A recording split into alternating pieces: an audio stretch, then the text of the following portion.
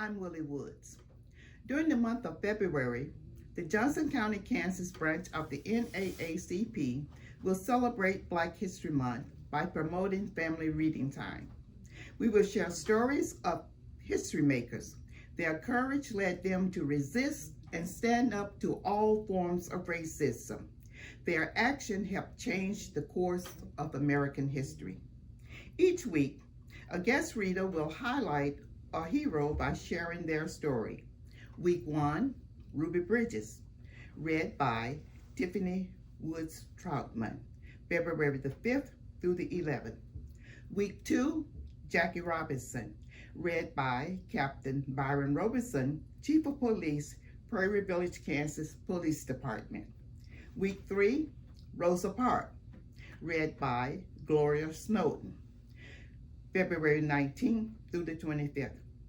Week 4, The Cab Driver's Daughter, read by Felicia Lee, February the 26th through March 4th. These heroes have an impact and inspire you to seek out other heroes to share with your family. You can be a hero. Enjoy Black History in the Making. Ruby Bridges by Jerry Cipriano. Years ago, Black children and white children did not go to school together. They did not live in the same neighborhoods. They never had a chance to meet and become friends. In some states, there were laws that kept Black people and white people apart. Even when new laws replaced the old ones, many people stuck to old ways. Ruby was just a little girl, but she wasn't afraid to face big bullies on her way to school each day. Ruby Nell Bridges was born on September 8, 1954, in Tylertown, Mississippi. Ruby lived with her parents and grandparents on a farm. Ruby's parents did not go to school. They decided to move to a big city so Ruby could go to school.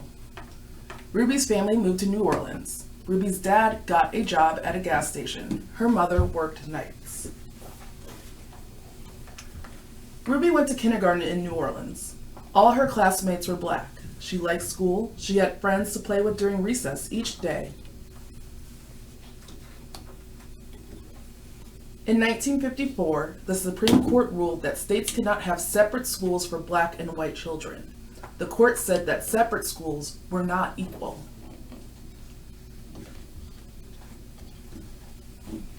Ruby's father didn't want her to go to school with the white kids. He was afraid of trouble, but her mother thought Ruby would be a good example for other Black children to follow. Ruby was one of the first Black children to enter an all-white school. The whole town showed up to keep her out, but Ruby made up her mind to do the right thing. She was only 6 years old.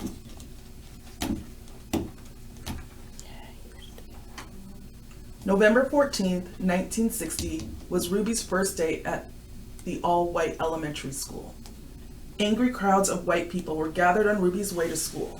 They shouted at her. Big, tall white men protected Ruby by standing close. Ruby was the only Black child at the school, but there were only a few white children too. Most parents took their children out of school, some worried about safety, but most took their children out of school to protest having Ruby there. By second grade, things got easier for Ruby. She walked to school without needing grown-ups. She made friends. Ruby continued to go to school with both Black and white students. Today, Ruby is married with 4 sons. She visits schools around the country and tells her story. Thank you.